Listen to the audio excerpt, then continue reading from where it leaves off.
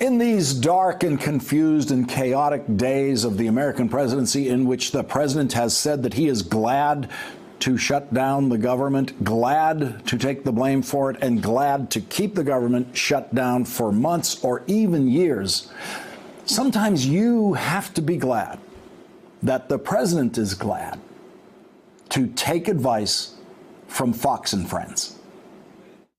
The most likely thing is he's probably going to declare it's going to be a national emergency. He did not mention that last night, but according to people close to him, that is the most likely option. That would be bad.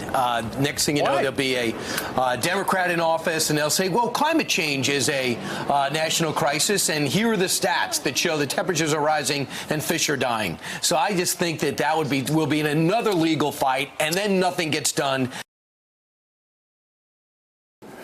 Joining us now is Ezra Klein, editor-at-large at Fox and the host of the podcast, The Ezra Klein Show. Ezra, you have a theory about this case that I am strongly attracted to. I have a doubt about it, but I want you to present the theory about what Trump's doing with the wall, and we will discuss. Theory is this. He's doing nothing. He's doing nothing at all to get the wall. I thought the tweet today was a perfect piece of evidence in support of the theory.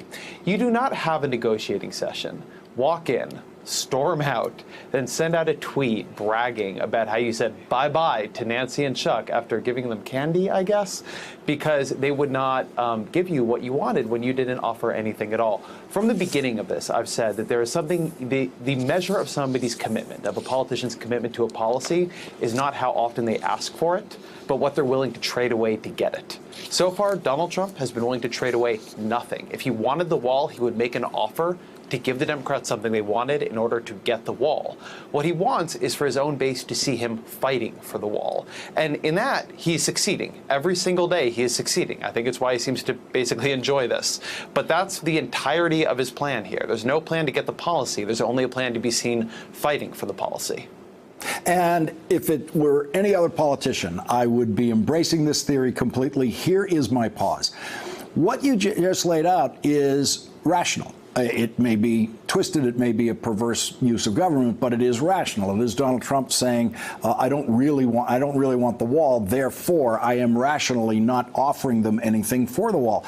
But this guy is not rational. And so I don't know how to use that rational theory of bargaining exchange, apply it to Donald Trump and say, he's not doing the rational bargaining exchange, therefore he must rationally not want the wall. I have trouble with all that rationality that seems to be built in there somewhere.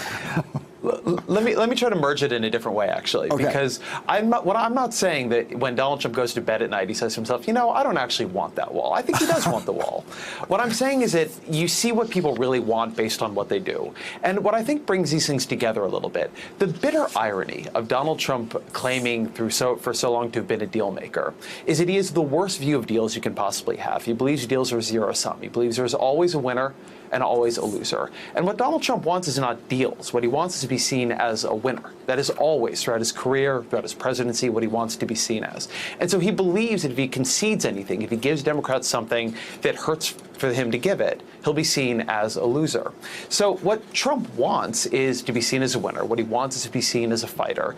And he just doesn't care that much about the wall behind that. These things are all tied together. It's not so much about whether or not he doesn't want a wall. He'd love to have one if he get it the way he wanted. But in the ordinal ranking of what is important to him, what is important to him is how he looks on television, far away above any policy at all.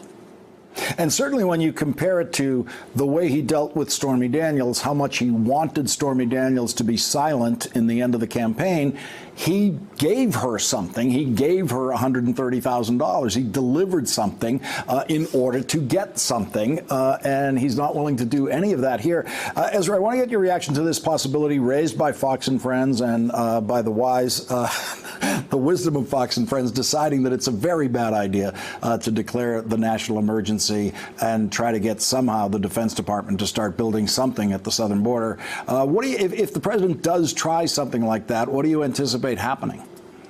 Court cases.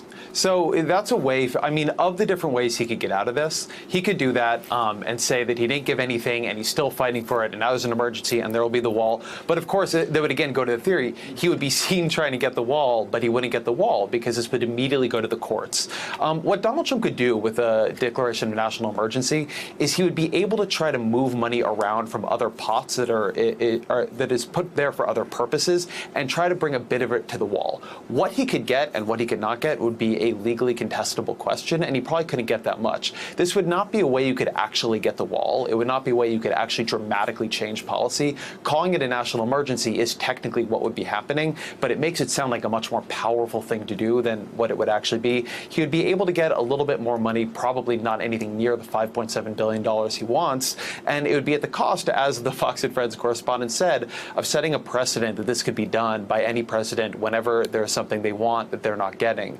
In theory, when you have Republicans for years talking about too much power arrogating into the executive, being upset about President Obama doing DACA, and so on and so forth, this is probably not a precedent they want to set. And by the way, that Fox and Friends guy is right. Climate change actually is an emergency. Yeah, that's Fox and Friends has finally acknowledged that's where we are. Ezra Klein, thank you very much for joining us tonight. Really appreciate it. Thank you. Thanks for checking out our YouTube channel. Subscribe by clicking on the button below for more from The Last Word and the rest of MSNBC.